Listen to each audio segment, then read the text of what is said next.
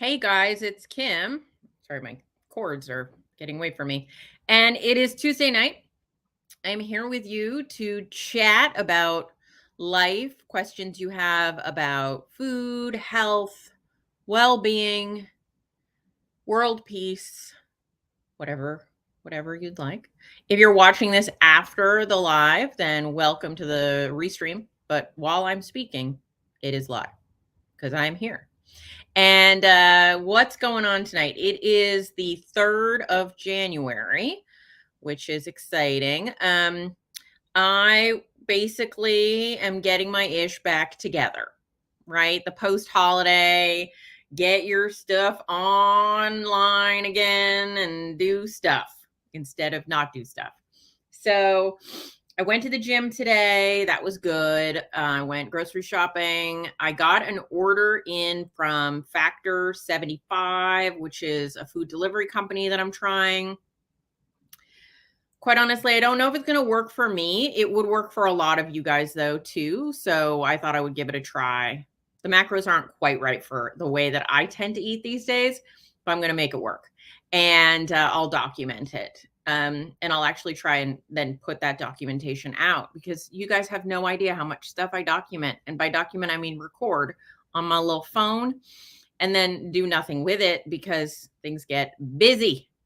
Jujubee says, hey, post holiday, just got home from the gym, fed the fam, now in the tub with Epsom salt soaking. That sounds delightful. I went to the gym earlier today and then got in the shower afterwards, but I had a meeting, so I couldn't spend that long in the shower, which I had to remember while I was standing in the shower completely in a fog for a while, just being like, that kind of post gym thing. I must have stared. I wasn't staring at them, but I looked like I was. Like I was in such a spacey place today. When I was at the gym, I was just staring. Just between sets, I was just staring. And I realized a few times that someone was in my path. So I would look like I was staring at them, but I was really just not being able to look anywhere and just staring. And I hope they understood because a lot of that happens to a lot of people at the gym. So yeah, I'm getting back on track. I saw I did put on a few pounds over the holiday month, which I'm not all that confused about how that happened. It happened. And I am now getting my ish together, which is good timing because I'm going to be starting my Keto Unstuck program soon. And I'm just doing what I do in the program, which is basically planning out my macros, weighing and measuring my food, keeping track of what I'm doing, looking at what my budget is. For me, the macros are really about a budget because I am both a spender and an eater, and I need limits. Although I don't do budgets anymore, I do my finances in a different way. But anyway, similar concept. Thanks, Angie. Good angle, maybe. I didn't gain 20 pounds. I gained 4. Half of which is likely just a little bit of extra inflammation. And so I did eat 4 pickles the day before I got on the scale the other day. So that'll be gone pretty soon. All right. But I appreciate the compliment, Angie. I do have a little more bone structure these days than I used to. And it was, I have to thank Nisha, my good friend Nisha Salisbury, because I was complaining that I have a little soft skin under my chin still. And I was like, I want a really firm jawline. And she was like, have you ever had a really firm jawline? And that sounds like an insult, but it wasn't. It was said with a lot of kindness. And what I realized was, no, I've always had a really round face. When I was a little kid, I had a round face. I have a round face. And not all of us have a really tight neck. And I also lost a lot of weight. So I've got a lot of loose skin. And it kind of brought it home to me that oh, that's maybe just not in the cards. I mean, maybe if I got super, super skinny, but anyway, not my plan. The amount of effort super skinny would require is not worth it in my life. There is an effort to results scale, and I am trying to find the balance of sanity with, general good health. And skinny is not really my archetype. So I'm going for the right balance. Living in Oz said, I finally got brave enough to get on the scale this morning for the first time since Christmas Eve. The weight was exactly the same. Awesome. Awesome. Awesome. Barb also not gained over the holidays. Super awesome, you guys. Super awesome. I'm not someone that does well without tracking. I like to eat. And if I give myself a little bit too much room, I'll start gaining weight. So it's not a big deal though. I can go like a month. It was like 6 weeks without tracking. And at the end of the day, when I lose the 2 pounds of weight that I put on from eating like a jar of pickles, it'll be a week or 2 to get back to where I was. So not something that bothers me, but something that has to be monitored. And so we're all unique in how we have to manage those things long term. For me, I'm fine going off script for a few weeks or days. I just have to not lose track. Like I call it tethers, right? There are certain things that will tether you to your goals. And I have to, the scale keeps me tethered. And so I was simultaneously not tracking and not weighing myself, which I know is probably like not the best thing for me. I need to at least have one of those things sort of tethered to my goals, to my outcomes. And so that's where I get into trouble. So I fix it. Tina says, Happy New Year. Happy New Year to you, Tina. What are some of your favorite recommended protein powders to add to yogurt or creamy recipes? I have a decaf coffee here, by the way. I've switched over to decaf in the afternoon. So protein powders. Depends what I'm going to do with it, which is great that you mentioned, to add to yogurts or creamy recipes. In a creamy recipe, I tend to use a combination of whey protein and dairy proteins, sort of like there's Keto Chow is a brand that many of you are familiar with that has dairy protein in it. Dairy protein is a combination of whey and casein. So dairy protein. So when you have cheese, essentially the origination of dairy is milk, right? It comes out of the cow as milk or goat or dairy producing animal. So milk is the first thing. And the ratio of proteins in that milk. So that milk will contain dairy fats, it will contain water, and it will contain both whey and casein. Those are the 2 types of dairy proteins. And then they can split those things apart. And you end up with just the protein part of it. That protein part, then, if you don't change the ratios, you'll have 80% casein and 20% whey. Now, if you're taking that milk and turning it into cheese, you're going to end up with mostly the casein, although it starts mostly casein, right? 80-20. But the whey is drained off or not completely, but a lot of it is drained off to make cheese. So whey is you can think of whey as, before it was prized for its protein quality, was a what do they call it? There's a word, is a byproduct, right? Is a waste product of cheese making. And so that's why whey protein is so plentiful and less expensive, because it's a natural waste product made from making cheese. But over time, people found actually that the casein has a lot to recommend it. Now, whey protein, you guys are getting the masterclass on protein. Whey protein is absorbed very quickly, which can be very beneficial for muscle protein synthesis. And, but it's not very filling because it's digested very quickly. And so there are like pluses and minuses to all of that. Whereas casein is digested much slower. And actually, I have some pure casein protein powder. If I took casein protein powder in one container and whey in the other, and I put the same amount of water in each, or any liquid, and I stir them up, the whey would look like milk, runny, watery. The casein would look like pudding. So it's just, it forms this like thick thing Obviously, eventually, if you keep putting water into it, it will thin out. But casein it makes kind of almost gel-like thickness. And so I swear I'm getting somewhere. So casein is digested very slowly. Like cottage cheese is mostly casein.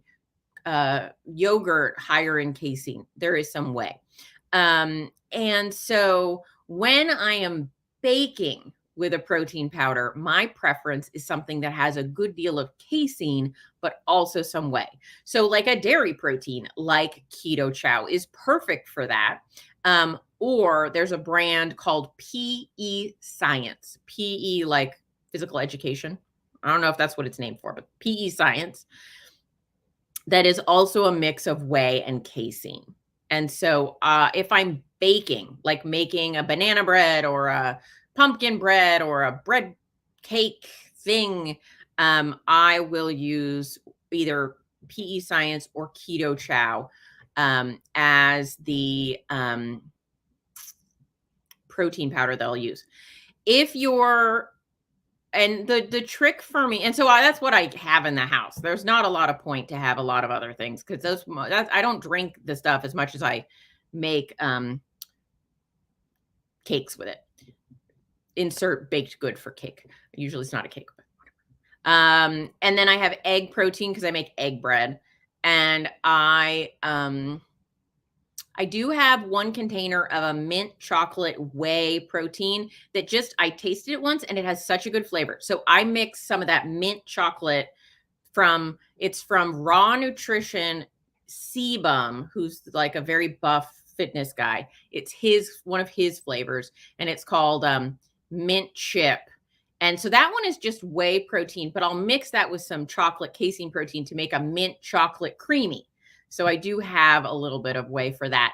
And then I also have a Quip protein powder, which is beef protein isolate, which is very tasty to make a shake with or do other things with. I haven't baked with as much, but I hear it can work that way. So does that answer? So if I were going to try and make a creamy, I would tend to use the dairy protein or something that has both the casein and the whey. So it's thickened. And I would pick a flavor that I like. And then if I were baking, I would use the same. If I'm making a smoothie, I'd probably use the Equip or the Keto Chow. So I'm sorry that maybe that's not helpful. I never use vegan proteins. They don't have, you can tinker with them so they have a good nutrient profile. I'm just more comfortable with either the beef protein isolate or the dairy protein casein mix. I'm just more comfortable with an animal protein.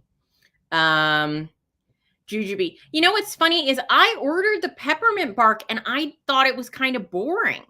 I like many of their other flavors. Maybe I have to give it another try. Sylvia says, I'm up 6 pounds. Sure it is for multiple days of drinking wine and keto treats. Back on track today. Just get it back on track. Steph says, is that why whey raises blood sugar? All right, so let's talk about that. Whey protein shouldn't raise blood sugar, is what I'll say. So whey protein, but it is more insulinogenic than the slower digesting ones. That primarily does have to do with the speed of the digestion. So the slower we digest a food, the less insulin response we'll have and the less blood sugar response we'll have.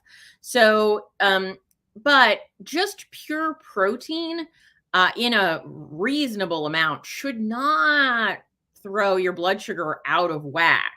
But for some people, they are very insulin resistant and might have some blood sugar issues with just protein. So primarily, I would say the effects of whey protein on blood sugar to a lesser degree, because it shouldn't be happening too much, but if it did, but certainly on insulin response is the speed of digestion. And so I'm more comfortable with a dairy protein for most people. I just think I just think that slower digestion is better in general, and it just works better in baking because whey protein is awful in baking. It's super dry. It is not a benefit to baking. Whereas the casein added to it in a mix. Pure casein is a little bit weird. So I like the mix of whey and casein, but it adds like almost this moisture that like flour adds. So it makes a good flour. Um, all right, let's see. So to talk about the whey protein, I used to be really anti whey protein because it is more insulinogenic in that it raises your insulin. However, people who use whey protein, when they study them, they don't have higher fasting or average insulin. So what that means is it will short term have an insulinogenic result, right? It will raise your insulin short term, but it doesn't keep it elevated and it doesn't look like it's a chronic problem. So for most people, I would say it's still not a big deal. If you need some whey protein in your life, I feel like if you're somebody that it's your only protein option, which it is not, right? Whole foods are always a better idea. But if it were your only protein option, I would rather you use whey protein than not use the whey protein. But I can't think of an instance where it would be your only protein option. But I would say for maybe some seniors who really struggle with getting enough protein, their hunger level is really low. Whey protein's not very filling. And so I would say, on a scale of good to bad, I would say if they can't get enough protein any other way, then go with the whey. Whey, I said whey a lot in that sentence. Anyway.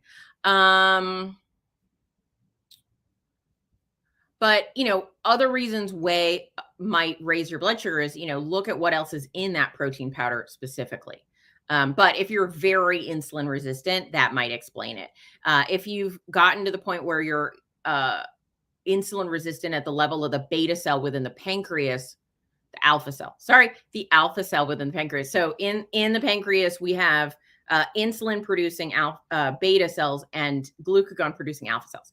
And if those glucagon producing cells got to the point where they're so off track that they're actually themselves insulin resistant, that means that our body's natural on and off, we have like a natural homeostasis regulating blood sugar system in our pancreas, which balances the action of the insulin and the glucagon. But if you break that, just to use non-medical terms, if you break that or damage it or bend it, you can get, what's supposed to happen is your blood sugar goes up, your insulin goes up, it shuts the glucagon down, which means that you're not going to make more blood sugar, and then your blood sugar stabilizes. And this is kind of constantly happening.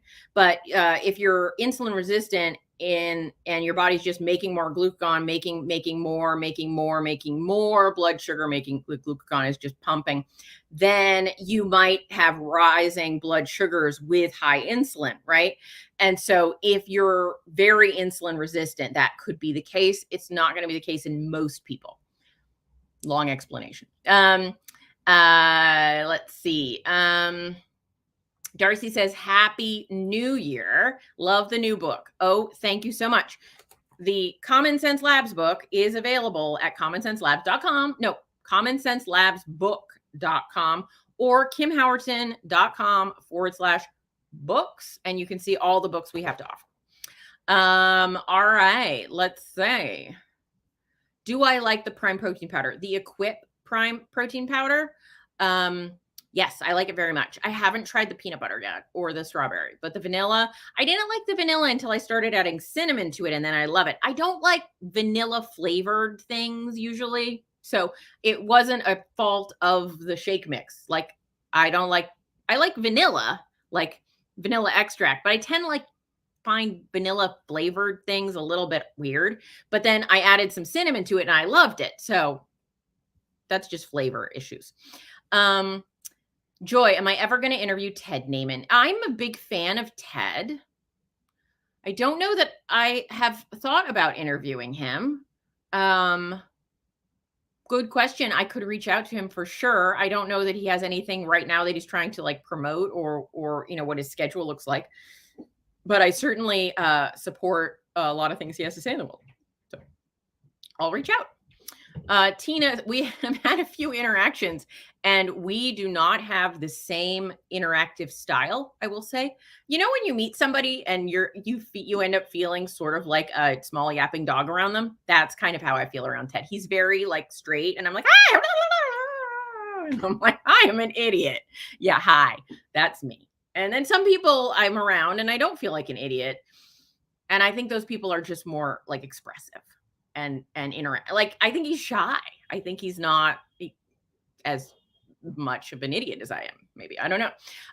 Tina says any poor ingredients in whey mixes. There certainly could be poor ingredient in whey mixes. The whey itself isn't. So you got to look at brands. So here's something I'll bring up with protein powders. Only buy protein powders from companies where they let you know that their protein powder is third party tested. Third party tested. That means a third party, not their company, has verified that what they say is in that product is in that product. Why is this? Many years ago, there was a bit of a scandal because there are certain compounds you can put in protein powders, one of which might be wood, that raise the nitrogen level in the protein powder so it looks like it has more protein in it than it does.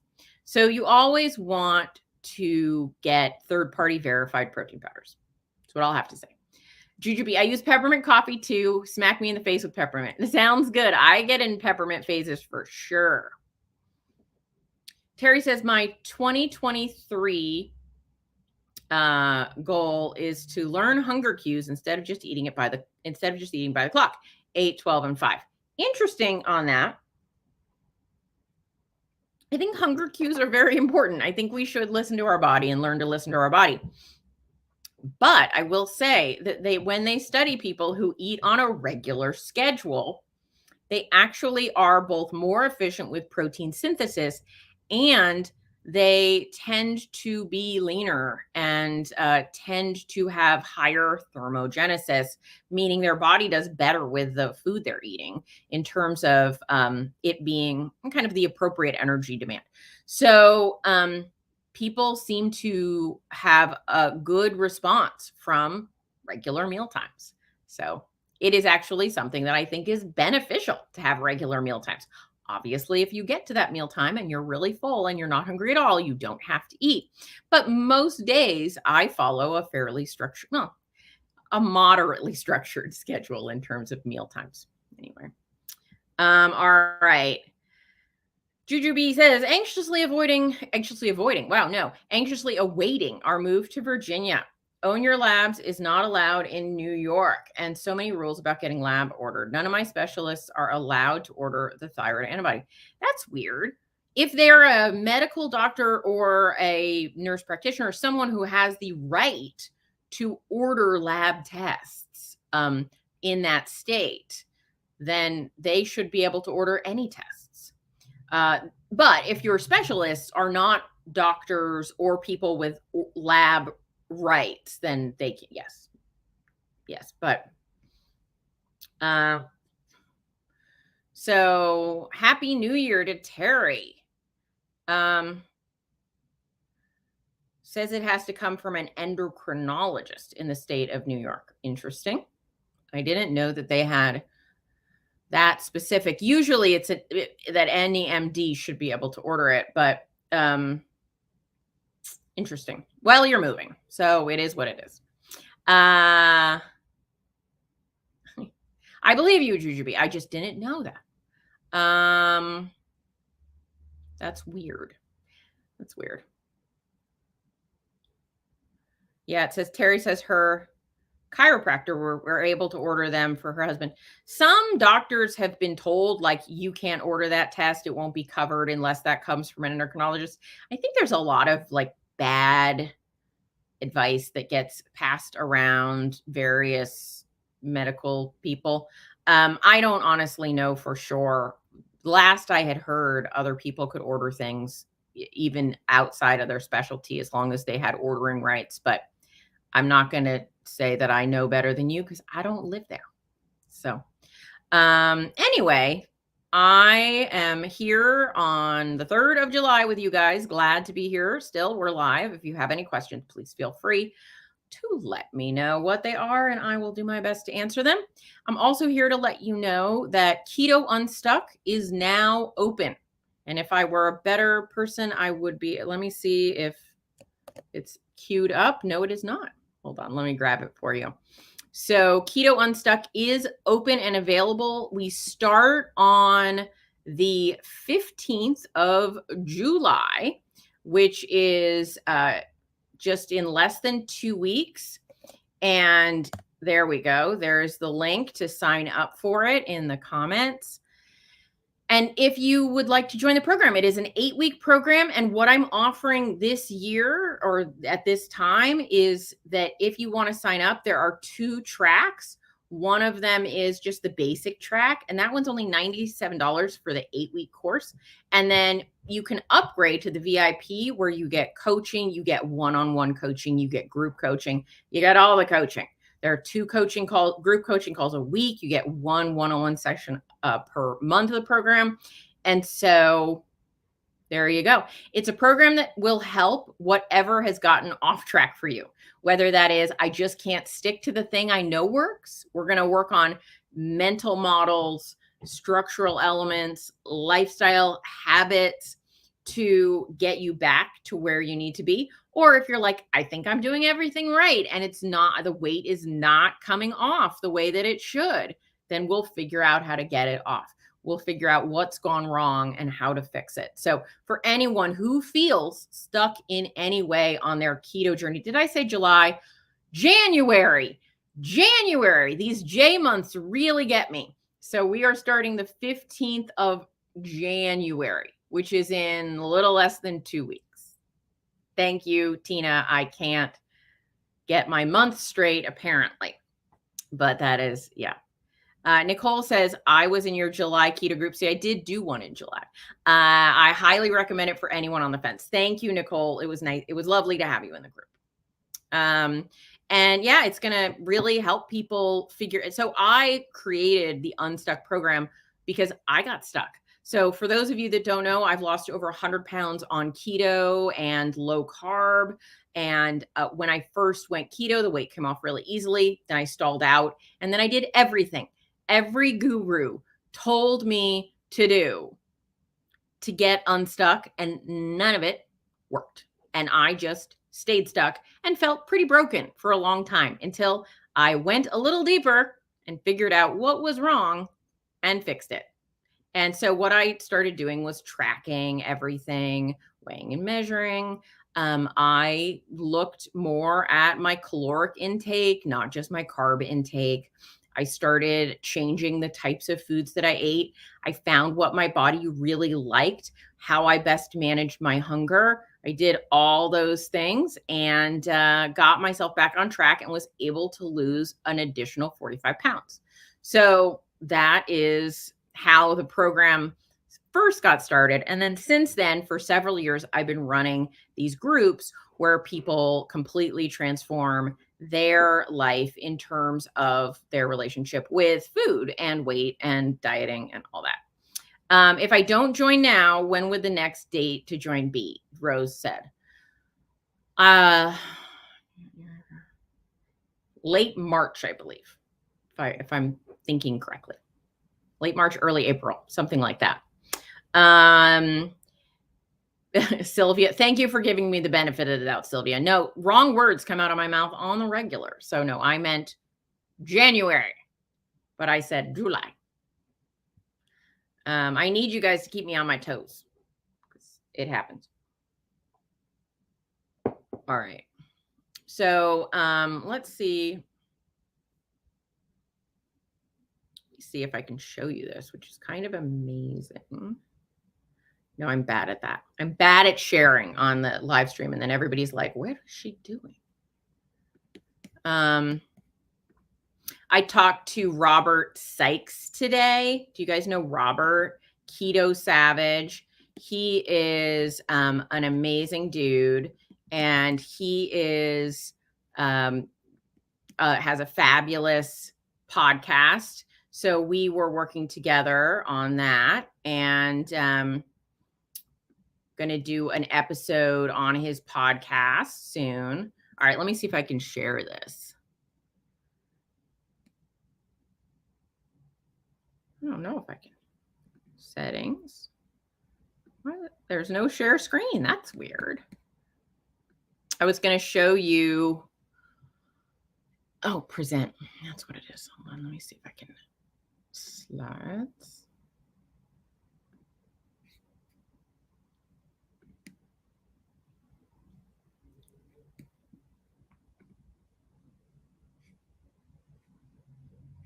No. Again, no, I can't. It's not helping me. All right, never mind.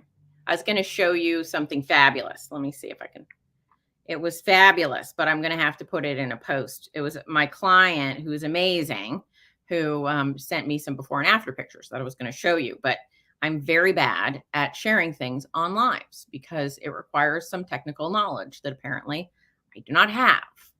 But Jujubee says that color blue looks lovely. Thank you. It's one of my favorite colors. It is periwinkle. I appreciate that. Thank you. I like it too. You know, when you just like a color, you guys, it is the way of social media, right? That there are people out there in the world that forget that I am a human person. And not just me, but all of us that talk to people on the internet. And so there was a while that there was this woman that was following me around on all my social media channels. And every time I put up a picture, would tell me about how much better or how that color wasn't my color. Like she was a color consultant. And I would like literally be like, I'm just out for a walk wearing a t-shirt, walking in the world. And I get a commentary about that is not your color. You should really be wearing these other colors. And then I would like, and then a hat was the wrong color, just like all the wrong colors. And I started to get like a complex about like the colors I was choosing. And I had to be like, I just like this color and I want to wear it. Okay. Because some colors just make you happy. Anyway, but this color is both a color that looks good on me and makes me happy. Anyway, that was a long story, but I felt the need to share it. Terry says, did I miss how much the extra coaching with the base program was? I don't think you missed it because I think I didn't say it. So the base program is $97. The additional coaching, so the whole program, including additional coaching, is $349, but you can pay that in 3 payments of $129. So you can split it up if you want to. So what is that? If I can do the math. So it's an additional $252 for one-on-one coaching sessions, 24/7 email access. So you can email me, we can talk, whatever questions you have. You get 2 sessions of group coaching every week on Tuesday and Sunday. So you get a lot more personal attention for the upgraded coaching, but I also wanted to do a base price program where you get all the lessons, so you get all the good stuff, base program for a rate that a lot of people could find more affordable because times are tough for some people right now. So I wanted to do that 2-tier just so that people had options. Anyway, so the base price is just a single payment, done deal. But the extra coaching, you can either choose to do 3 payments or 1 payment. A little bit of a discount if you just do 1 payment.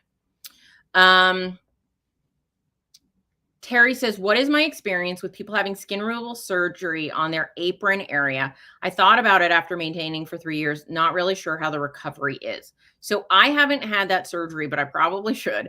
But my friend Carolina has had it fairly recently. And the initial and a few other people I know have had it as well. The initial recovery looks a little bit scary in that you have some drains in, so you have to, deal with those for a couple of days to a week or 2, I think. But and you can't lift heavy things. You have to, just there. It's surgery, so there's definitely that.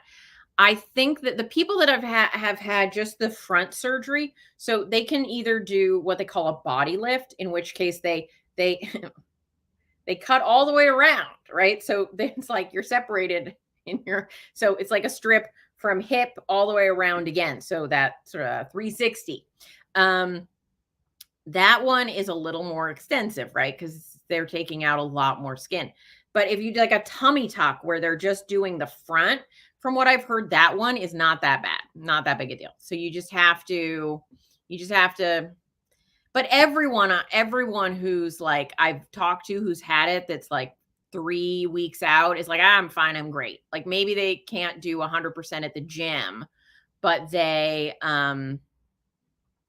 do experience, like general life is pretty good and they're not in a ton of pain. So surgery is scary, but I don't think it's horrible. All right.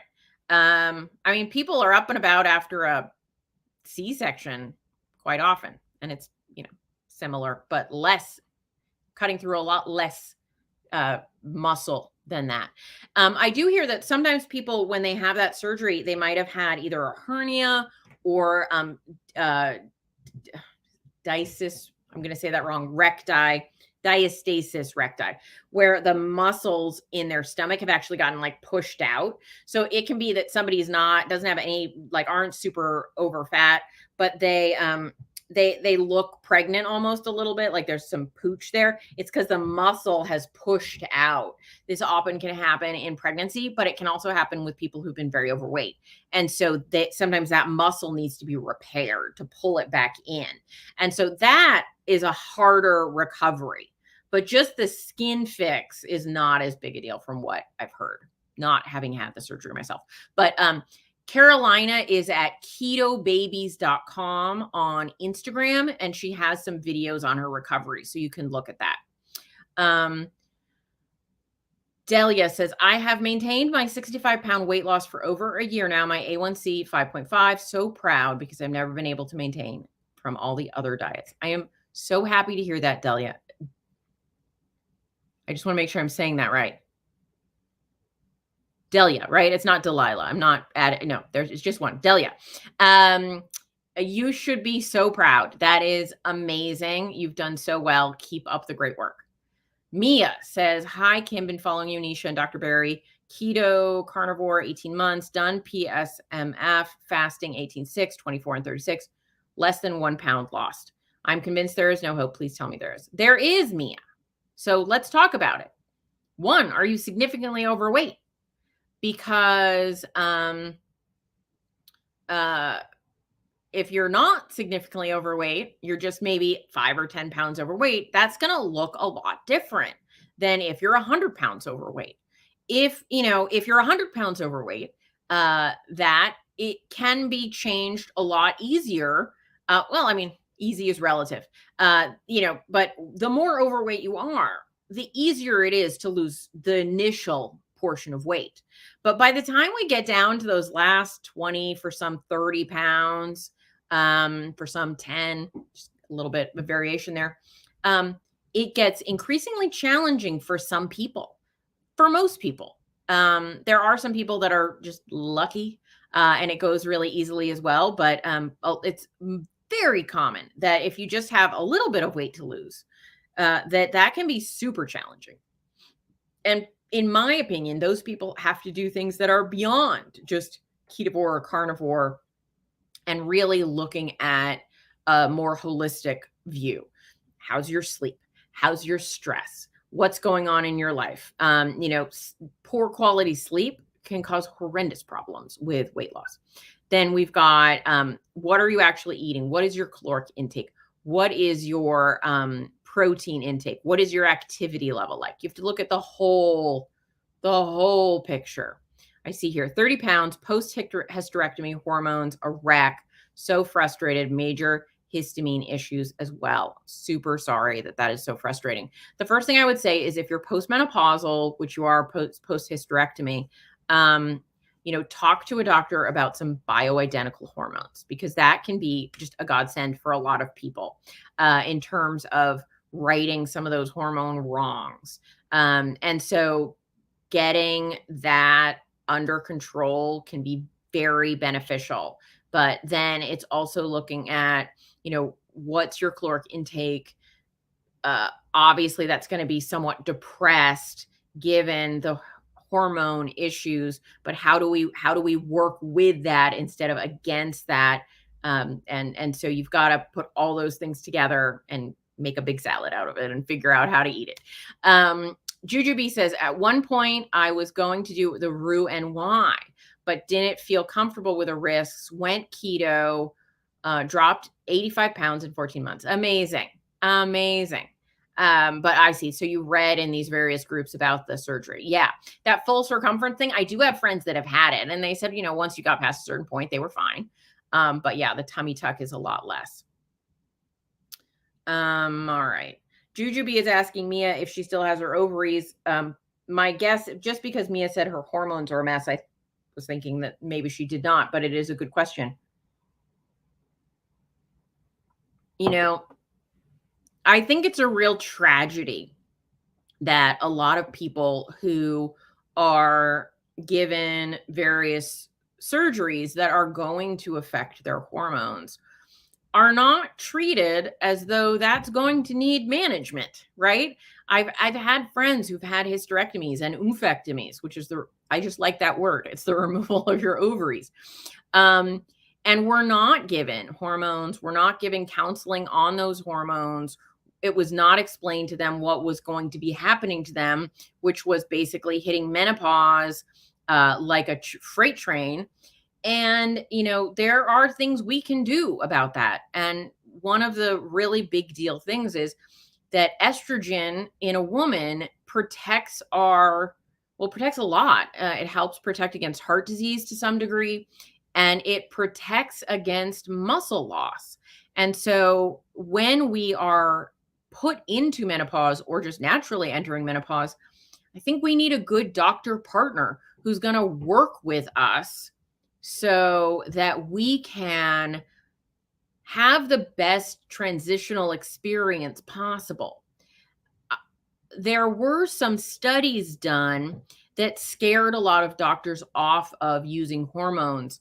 But when they have more recently looked back at how those studies were done, they were done really poorly. Now, there's a Peter Attia little blurb about it with, I think, Andrew Huberman, and it's a really good one to watch. I'll find it and put it in the notes afterwards. But where he talks about why those studies were not right, what they looked at, how they set them up, and it led doctors to make conclusions that they really should not have been making.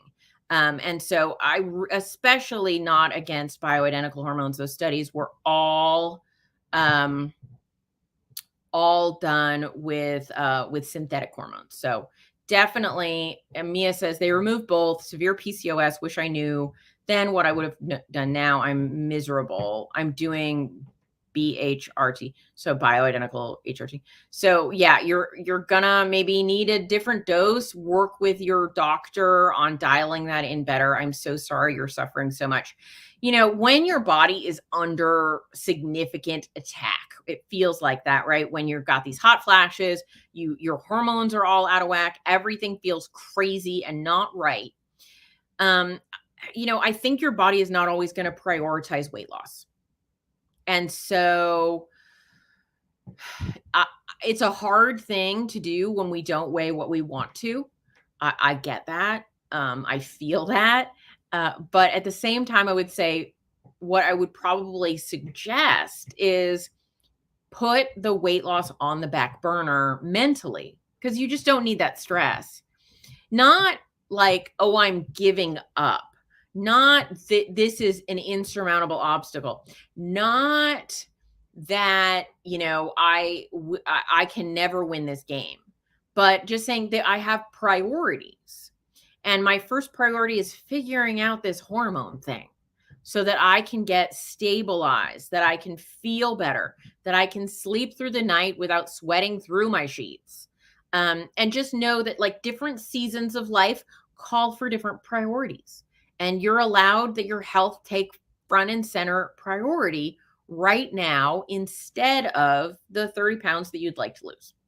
And so making good food choices for sure, not trying to compound the weight gain problems for sure, but just letting yourself be as you are, a lovely woman that looks lovely, even with 30 pounds you don't want on your body, because we are not our weight. We are people who deserve to be known as the beautiful beings we are. And know that maybe the weight loss is a future project. But right now, your project needs to be getting to feel better and getting those hormones dialed in. And if your current doctor is not giving you good advice and doing what you need, then finding one who will help you. So don't lose hope. There is always hope. People lose weight. Weight can be lost, but it's maybe not your body's number one priority right now because it sounds like you're in a bit of a trauma space, right? And that is totally appropriate to put weight loss on the back burner rather than beating your head against a wall when you're not losing weight. When your body's like, we have got bigger fish to fry, Mia. The weight thing is not important right now. And I know to you it is, but your body is busy. So maybe just let it be the right season for that later.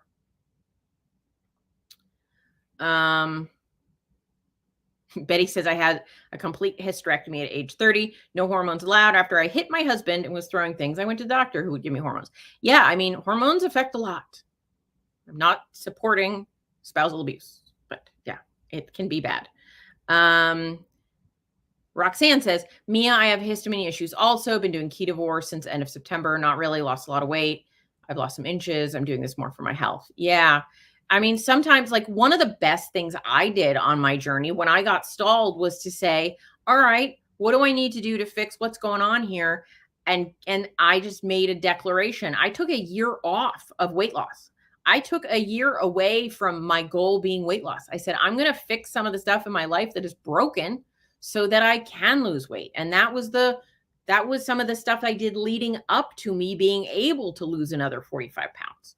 So don't feel like, I feel like constantly weight loss being the number one priority in our mind. Like, I mean, I just remember, I don't know, I don't want to put words in anyone else's mouth, but for myself, my experience was for decades, my first thought every day was that I was unacceptable and needed to weigh less, that I was too fat, that I was too big, that I was unacceptable, I was disgusting, like all these really mean things.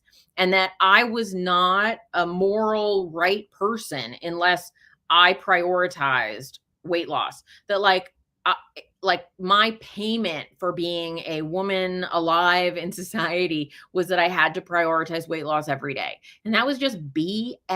I was allowed to say, not right now. It's not my priority right now. And it was the best thing, one of the best things I've ever done. I've done some other good things, but it was one of the best things I've ever done is say like, that is not my number one priority right now. And that's okay.